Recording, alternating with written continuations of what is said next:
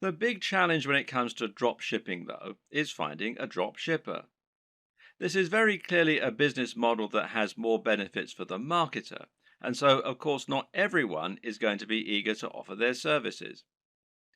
How do you go about finding a drop shipper when they're in such short supply? Well, there are a number of options.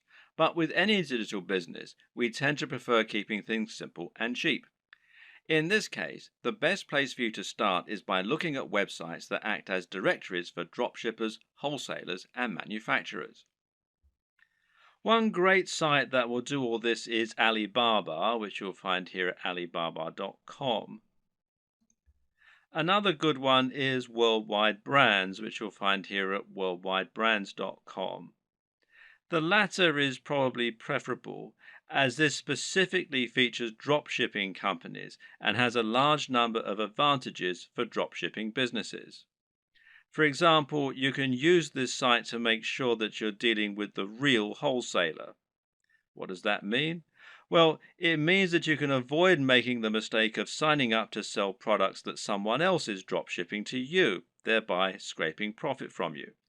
This is a common practice and one to be careful of when you're just starting out. Worldwide Brands is perfect if you plan on finding a dropshipping manufacturer quickly and selling their products on eBay or Amazon.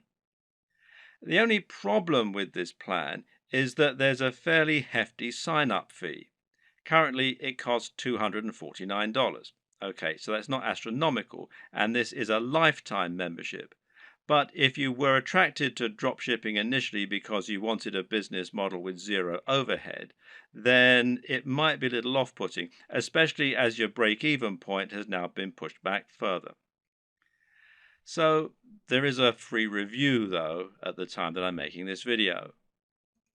So another option is to try ThomasNet, which you can find here at thomasnet.com, which, like Alibaba, has a selection of different types of manufacturers and wholesalers selling different types of products and different types of services. Makers Row, which is makersrow.com, might also be worth checking out. Some other paid options include SaleWho and Dober, and a great free choice is Wholesale Central. Failing that, another good strategy is just to search Google. When you know the type of product you want to sell, just try searching for that product on Google with the word dropshippers and your location. So if you're hoping to dropship clothing in the UK, then you can just search for clothing dropshippers UK, and you can see it brings up a whole load of different ones here. And one that I looked at earlier was this one, fashiondropshippers.com, which seems to do exactly what we want. Or perhaps you're looking for a white label supplement dropshipper in the US. In that case, we can search white label supplement dropshipping US. And amongst a lot of the ones here, which you can see, one that we find is Vox Nutrition, which you can find here, voxnutrition.com. And it lets us do exactly just that. And it's pretty simple and straightforward method, and there are more and more businesses like this springing up all the time to meet demand. Vox Nutrition will handle formulation, production, and fulfillment on your behalf, making things nice and simple. The third and final strategy for finding your online dropshippers is just to contact the companies you like directly. Find manufacturers for products you'd like to sell and drop them an email. Better yet, try messaging them via LinkedIn or a similar avenue and see if you can get them to respond that way. This way, your message will stand out from their crowded inbox. You could even visit stores in person and ask the owner if you could have the contact details for the company that sold them X product. And this works better for smaller, privately owned stores, of course. If the company doesn't already offer the drop shipping services you're looking for, then just explain to them the benefits and why you would like the opportunity to sell their products in this manner. In many cases, they will acquiesce and you'll be able to start selling a product that other online retailers don't have access to. Another tip for finding manufacturers that you can email directly is to look on eBay.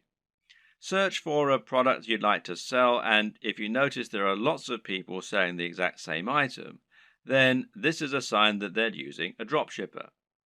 It could then be a relatively simple matter for you to track down that original manufacturer and contact them so that you can try to do business with them yourself. Note that many wholesalers and manufacturers don't have a great online presence. This means it can be necessary to dig really deep in Google or try looking at trade magazines and papers instead in order to help find your potential partners. When you're dealing with dropshippers, it's crucial that you do your homework and look and act like a professional. Now, here are some tips to help you do just that. First of all, you'll need a resale certificate. Not all, but many dropshipping companies will want proof that you're a real retailer and not a consumer before they do business with you. Their concern is that consumers will simply claim to be dropshippers or resellers so that they can get items on the cheap. To provide this proof, you might need an EIN number for your business if you're in the United States. And you can find out more here at the IRS website. The URL is quite long and complicated, so if you just go to Google and type in apply for EIN online, you'll be redirected to this particular site. Now, in other countries, obviously the regulations are different, so you need to look at the tax authority for your country. But again, a search in Google should be enough to point you in the right direction. You might also need a resale certificate, and you can find out more about those at this site here, which is wisegeek.org/what-is-a-resale-certificate.htm. If you're going to speak in person, then it can also be a good idea to familiarize yourself with all the terminology regarding dropshipping so that you don't sound like an amateur. You should also look out for fake dropshippers. When choosing dropshippers, there are a number of businesses you need to look out for.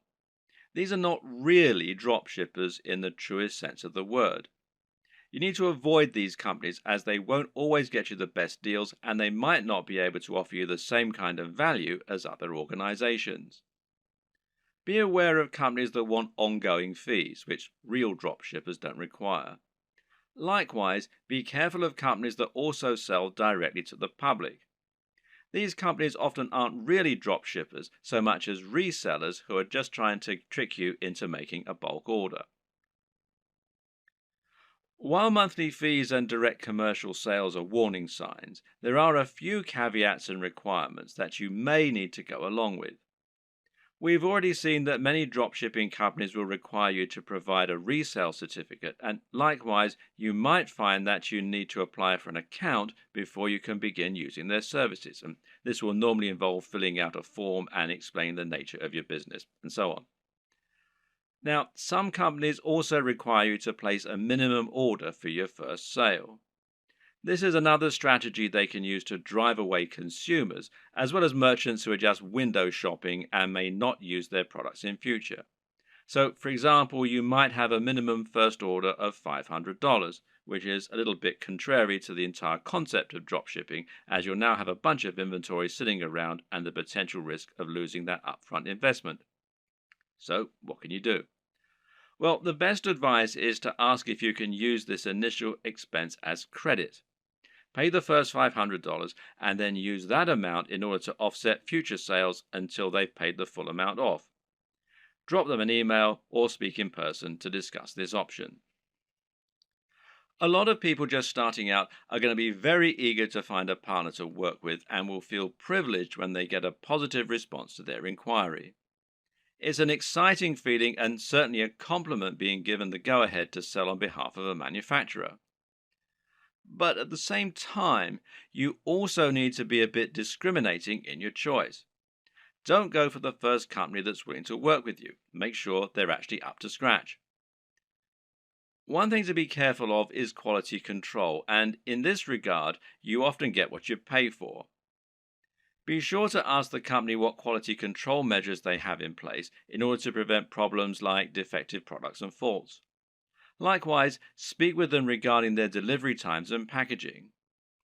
Remember that it's your reputation that's going to be riding on the quality of their products and service, so you need to ensure that you're happy with it. Another tip in this regard is to always ask for a sample of the product. If you have demonstrated their ability to sell and they truly are a big business, they should see it as a very small investment to provide a sample of what they're selling. And if they won't, then order a product yourself as a customer. You really don't want to put your name to anything that you haven't personally checked out first.